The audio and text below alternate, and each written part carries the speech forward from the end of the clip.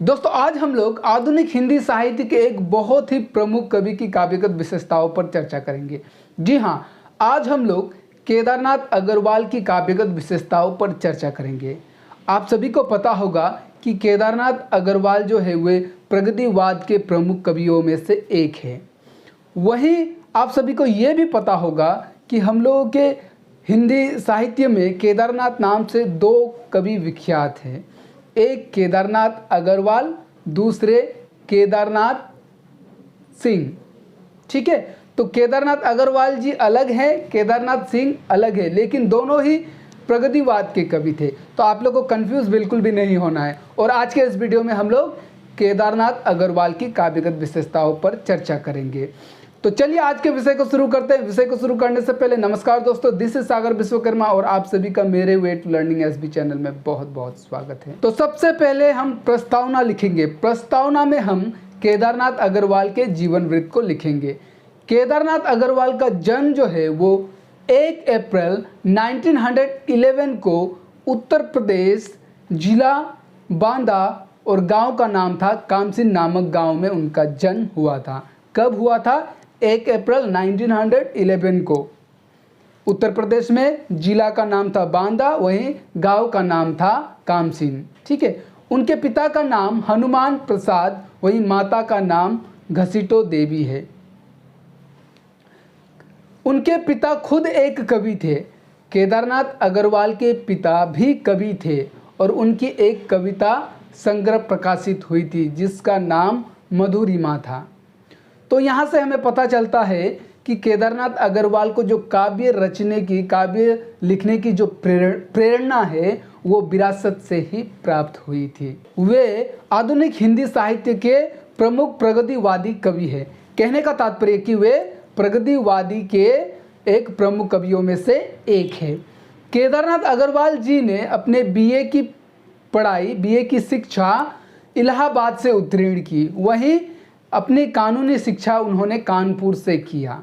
पश्चात बांदा वापस आकर वकालत करने लगे। ये जो परिमल प्रकाशन के प्रकाशक शिव कुमार सहाय उनको बाबूजी कहकर पुकारा करते थे। ठीक है, और केदारनाथ अग्रवाल की अधिकतर रचनाएं कहाँ पर प्रकाशित हुई? परिमल प्रकाशन में ही प्रकाशित हुई। यूट्यूब में मैंने जब केदारनाथ के विषय में रिसर्च किया तब यूट्यूब में मुझे एक वीडियो मिला था जहाँ पर शिव कुमार सहाय जो उनका इंटरव्यू ले रहे हैं, तो आप चाहे तो उस वीडियो को यूट्यूब पर देख सकते हैं। वहाँ पर केदारनाथ अग्रवाल ने स्वयं अपने जीवन के विषय में बताया, अपने रचनाओं के विषय में बताया है। तो बहुत ही अच्छी वीडियो है, आप देख सकते हैं। तो अब हम उनकी कुछ प्रमुख रचनाओं को देखेंगे। उनकी प्रमुख कविता संग्रह कुछ इस प्रकार है। युग की गंगा, फूल नहीं रंग बोलते हैं, गुल मेहंदी, पंख और पतवार, अपूर्वा, मार प्यार की थापे, बोले बोले अबोल, लोक आलोक आदि। क्या कहा? लोक आलोक आदि आदि उनकी प्रमुख कविता संग्रह है। वहीं कविता के साथ साथ उन्होंने कुछ अनुदित रचनाएं भी की, कुछ गद्य रचनाएं भी लिखी। सन 1986 को उनकी काव्य संग्रह अपूर्वा के लिए उनको साहित्यिक अकादमी पुरस्कार से नवाजा गया। वहीं उसी के साथ साथ उन्हें और बहुत सारे पुरस्कारों से भी नवाजा गया, जैसे नेहरू पुरस्कार, तुलसी पुरस्कार, मैथिली शरण गुप्त पुरस्कार आदि आदि पुरस्कारों से भी उनको सम्मानित किया गया। ऐसे महान रूमानी कवि मैं आगे बताऊंगा जब उनकी काव्यगत विशेषताओं को पढ़ाऊंगा क्यों मैंने उन्हें रूमानी कवि कहा, या फिर कृषि चेतना के अनूठे कवि। ठीक है, तो ये सब सस्पेंस है, आगे बताऊंगा। ऐसे महान कवि की मृत्यु 22 जून 2000 को हो जाती है। कहने का तात्पर्य कि 22 जून 2002 को वे हम सबको छोड़कर चले जाते हैं, पर भी जाते जाते अपने रचनाओं में हम सभी के बीच वे अमर है, आज भी अमर है। अब आगे हम उनकी काव्यगत विशेषताओं को बिल्कुल एक एक कर उदाहरण सहित देखेंगे, बिल्कुल विस्तार के साथ में। तो चलिए उनके काव्यगत विशेषताओं को समझने का प्रयास करते हैं। केदारनाथ अग्रवाल की सबसे पहली काव्यगत विशेषताएं हैं कृषि चेतना। जी हाँ, अभी मैंने थोड़ी देर पहले ही आपसे कहा था कि केदारनाथ अग्रवाल जी जो है वे कृषिक चेतना के अनूठे कवि हैं।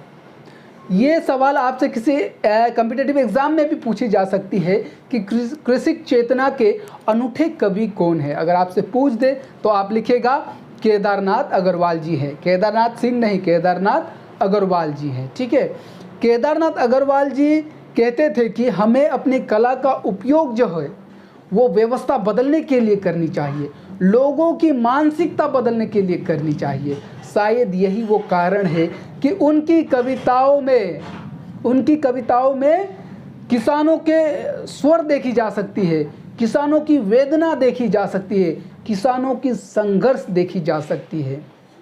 तो इस बिंदु पर अगर आपको उदाहरण लिखना होगा तो आप लिख सकते हैं, काटो काटो काटो कर भी, मारो मारो मारो हंसिया, हिंसा और अहिंसा क्या है, हिंसा से जीवन से बढ़ हिंसा क्या है।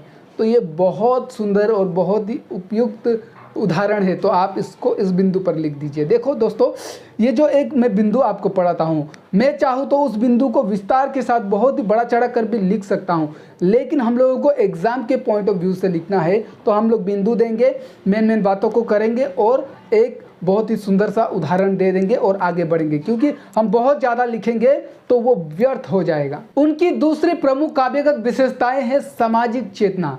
जी हाँ, केदारनाथ अग्रवाल जी जो है वे एक समाजवादी कवि थे। उनके काव्य में सामाजिक संवेदना का यथार्थ चित्रण देखने को मिलता है। उन्होंने अत्याचार के प्रति काव्य लिखी, शोषण के प्रति काव्य लिखी। तो ये सारे बिंदु उनकी काव्य में देखी जा सकती है। अगर इस बिंदु में सामाजिक चेतना वाले बिंदु में अगर आपको उदाहरण लिखना होगा तो आप लिख सकते हैं, अधिकांश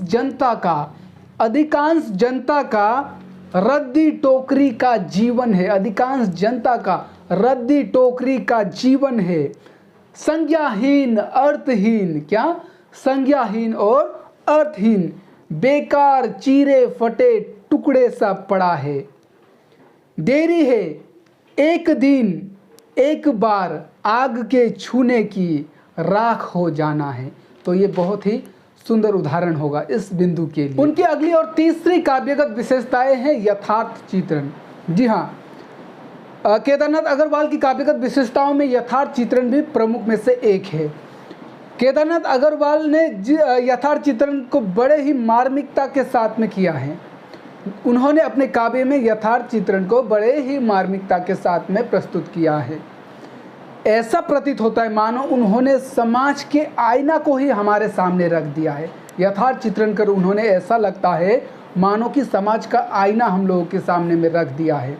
तो इस बिंदु पर अगर हम लोगों को उदाहरण लिखना होगा तो हम एक बहुत ही सुंदर उनकी पंक्तियां हैं उसको लिख सकते हैं, जिसको उन्होंने 1943 में जब बंगाल में अकाल पड़ी थी तो उस समय इस कविता को लिखा था।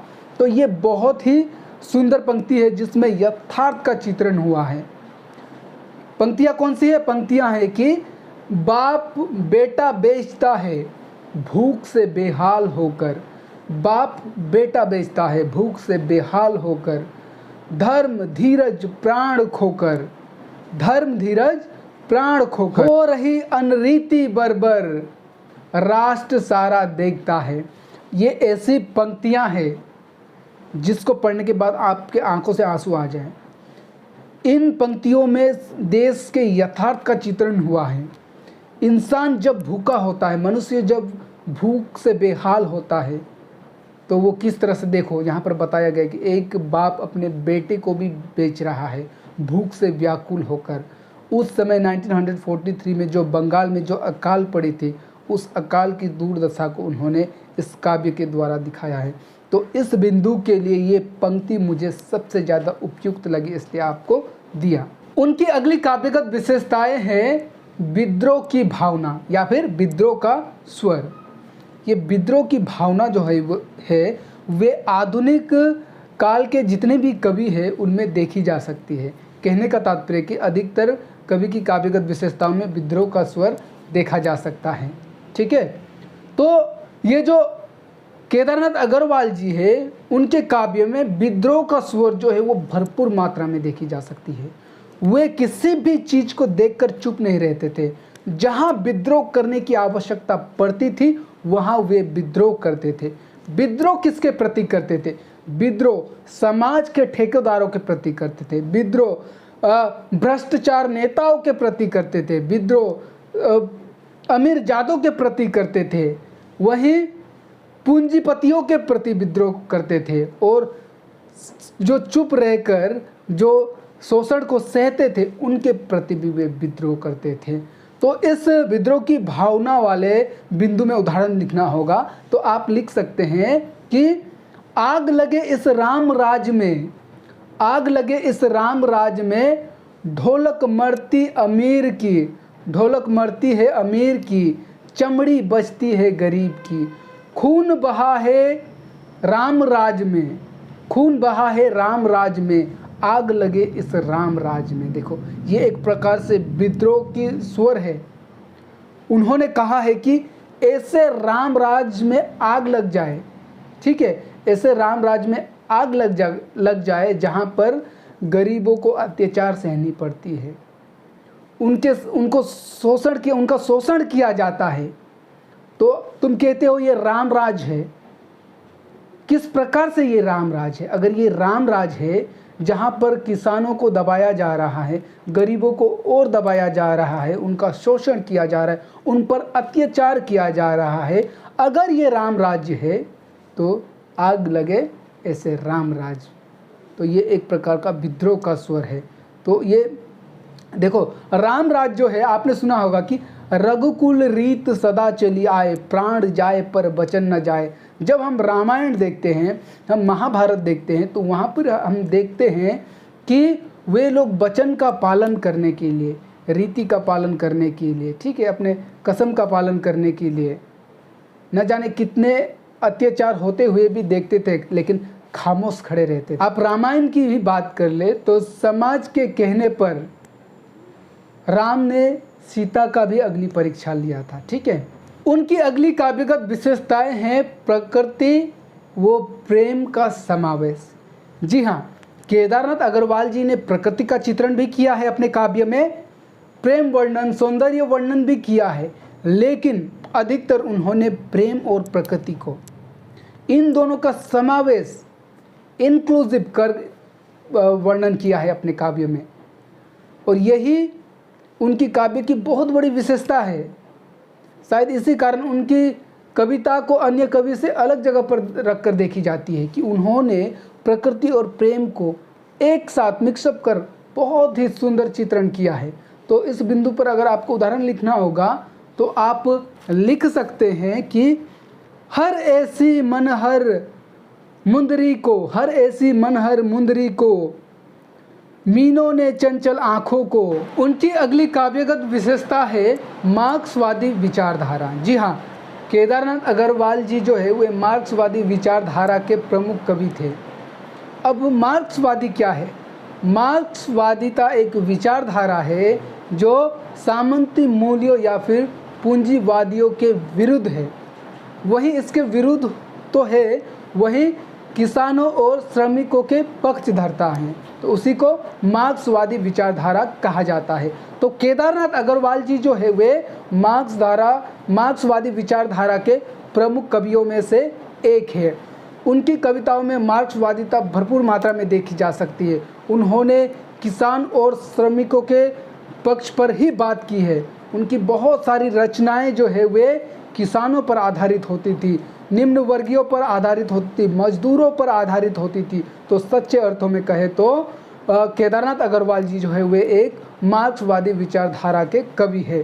तो इस बिंदु में अगर आपको उदाहरण लिखना होगा तो आप लिख सकते हैं कि आज अमीरों की हवेली, आज अमीरों की हवेली, किसानों की होगी पाठशाला। आज अमीरों की हवेली, किसानों की होगी पाठशाला। धोबी पासी चमार तेली, धोबी पासी चमार तेली, खोलेंगे अंधेरे का ताला। तो इस बिंदु पर आप इस उदाहरण को लिख दीजिएगा। उनकी अगली काव्यगत विशेषताएं हैं आशावादिता। केदारनाथ अग्रवाल जी जो है वे एक आशावाद कवि है। उनकी संपूर्ण काव्य में आशावादिता की झलक देखी जा सकती है। कहने का मतलब कि आशा की झलक देखी जा सकती है। आशा किस चीज़ का? कवि को आशा है कि एक दिन देश बदलेगा, देश का समाज बदलेगा, लोगों की, जनता की आंखें खुलेगी। तो ये सारे आशा है कवि को, और इसीलिए आशावादिता उनकी कविता की प्रमुख काव्यगत विशेषताओं में से एक है। और केदारनाथ अग्रवाल की कविता में आशावादिता इतनी ज़्यादा है कि पाठक को पढ़कर उनमें उनको प्रेरणा मिलती है। आशावाद एक ऐसा चीज़ है जिसके कारण विषम से विषम परिस्थितियों से भी लड़ा जा सकता है। अगर आपके मन में आशा है तो आप विषम से विषम परिस्थितियों से भी लड़ सकते हैं। तो केदारनाथ अग्रवाल की काव्य को पढ़कर जनता में, पाठक में एक आशा की किरण रहती है, किरण देखी जा सकती है। तो इस बिंदु पर अगर आपको उदाहरण लिखना होगा तो आप एक बहुत सुंदर सा उदाहरण है, आप लिख सकते हैं, पर निश्चय दृढ़ निश्चय है इतना, पर निश्चय दृढ़ निश्चय है इतना, दिनकर आएगा लपटों से लिपटा, दिनकर आएगा लपटों से लिपटा, भस्मीभूत करेगा कोहरा क्षण में, भस्मीभूत करेगा कोहरा क्षण में, प्यारी धरती को स्वाधीन करेगा। तो इसमें आशावादिता की झलक देखी गई, इसलिए इन पंक्तियों को मैंने उदाहरण के तौर पर आपको दे दिया। दोस्तों, आप सभी से एक शिकायत है कि आप लोग कहते हैं कि मुझसे काव्यगत विशेषताएं नहीं बन रही है, इस कवि की काव्यगत विशेषताएं मुझसे नहीं बन रही है। मैं पूछता हूं, अगर मुझसे बनती है तो आपसे क्यों नहीं बन रही है? अगर मैं बना सकता हूं तो आप क्यों नहीं बना सकते? देखो, कुछ नहीं है, किसी कवि की काव्यगत विशेषता बनाना बहुत बड़ी चुनौती नहीं है, बहुत ही आसान है, बस शब्दों का ही खेल है। सबसे पहले आपको किसी कवि की काव्यगत विशेषताएं लिखनी है, बनानी है, तो सबसे पहले उनकी रचनाओं को पढ़िए। अगर काव्यगत विशेषताएं बनानी है तो उनके काव्य को पढ़े, उनके कविताओं को पढ़कर उनके कविताओं के अर्थ को समझिए कि ये कवि जो है वो कहना क्या चाह रहे हैं इस कविता में, इस कविता का उद्देश्य क्या है। तो ये जो काव्यगत विशेषताएं खुद ब खुद उभर कर आपके सामने आ जाएंगे। कहने का मतलब कि काव्यगत विशेषताओं को पॉइंट बनाकर लिखना होता है ना, तो वो खुद ब खुद पॉइंट आपके सामने दिखते चले जाएंगे। लेकिन आपको उनके रचनाओं को, काव्य को पढ़ना होगा। तो बहुत ही सिंपल है, अगली बार कोशिश जरूर करिएगा, वरना मैं तो हूँ ही। अब उनकी अगली काव्यगत विशेषताएं है व्यंग्यात्मकता। जी हाँ, कबीर की भांति ही केदारनाथ अग्रवाल की काव्य में भी व्यंग्यात्मकता देखी जा सकती है। दरअसल ये जो केदारनाथ अग्रवाल जी है वे कबीर से प्रभावित थे, निराला से प्रभावित थे, सूर्यकांत त्रिपाठी निराला, वहीं मैथिली शरण जैसे राष्ट्र कवि से भी प्रभावित थे।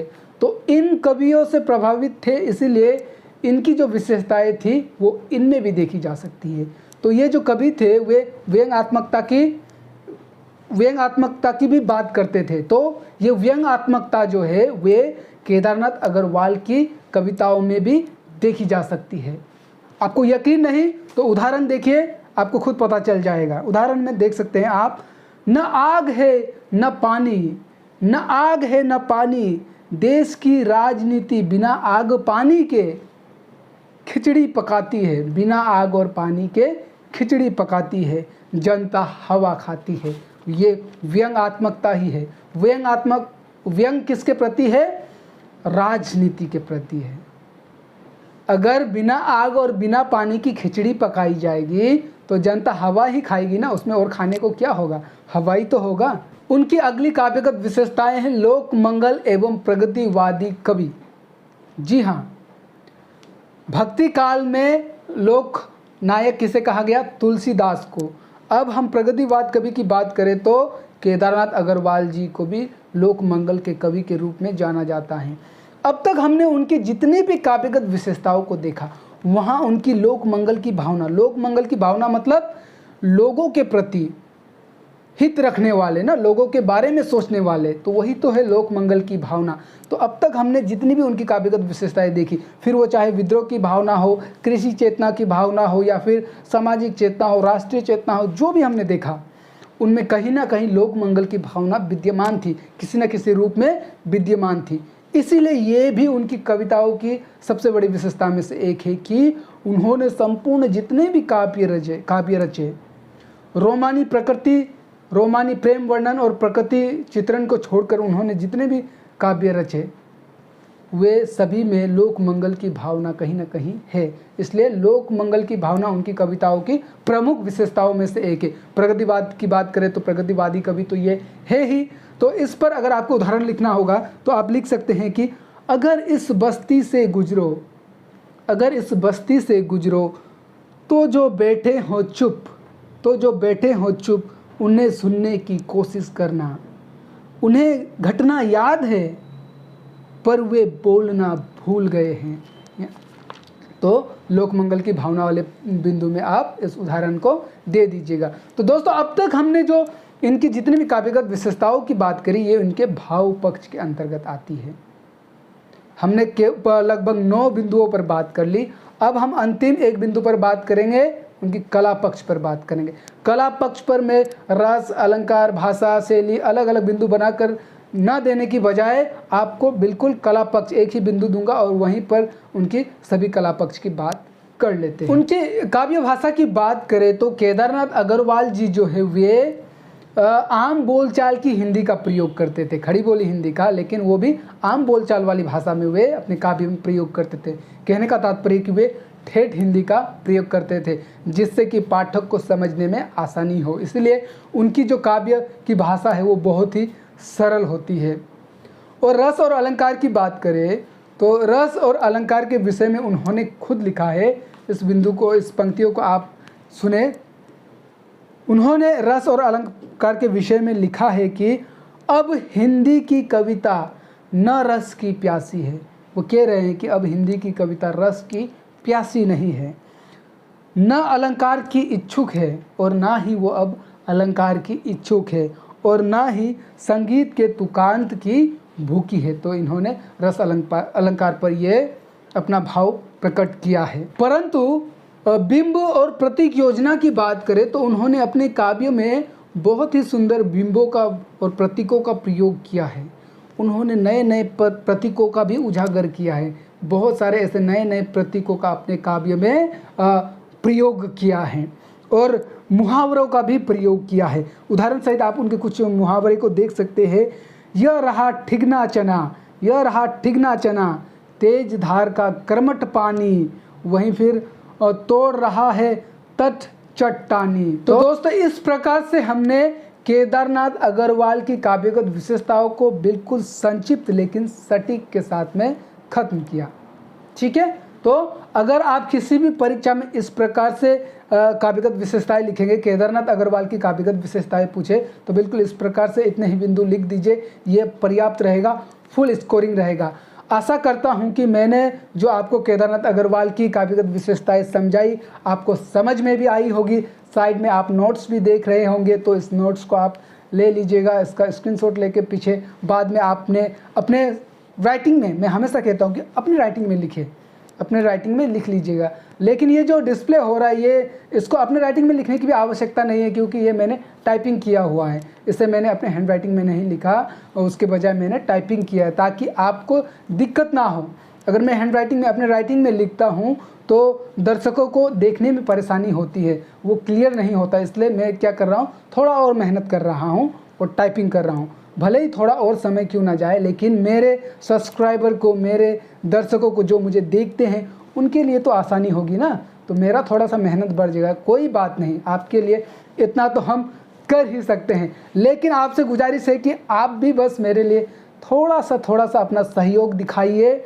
और अगर आप मेरे चैनल को पहली बार देख रहे हैं तो प्लीज़ चैनल को सब्सक्राइब करें। वीडियो पसंद आए तो लाइक करें, कुछ पूछना हो तो कमेंट करें और अपने दोस्तों को शेयर भी करें। और हाँ, don't forget to press the bell icon ताकि अगली बार मैं किसी भी हिंदी साहित्य से जुड़ी या फिर हिंदी से जुड़ी किसी भी टॉपिक पर वीडियो बनाऊं तो सबसे पहला नोटिफिकेशन आपको मिले। और हाँ दोस्तों, इसी तरह से केदारनाथ अग्रवाल की काव्यगत विशेषताओं की तरह ही मैंने और बहुत सारे कवि की काव्यगत विशेषताओं पर ऑलरेडी वीडियो बनाया हुआ है। तो आप मेरे चैनल पर जाए, चैनल में जाने के बाद वीडियो में जाइए। वीडियो में बहुत सारे कवि की काव्यगत विशेषताएं, बहुत सारे हिंदी नाटक का उद्भव विकास, कहानी का उद्भव विकास, इस तरह से बहुत सारे टॉपिक्स पर आपको वीडियो उपलब्ध है, वहाँ पर आप जाकर देख सकते हैं। यहाँ पर मैं डिस्क्रिप्शन पर भी अन्य कवि की काव्यगत विशेषताओं का लिंक दे दूंगा, आप वहाँ से भी देख सकते हैं। तो मिलते हैं दोस्तों बहुत जल्दी किसी अन्य वीडियो के साथ, तब तक के लिए जय हिंद, जय भारत, नमस्कार।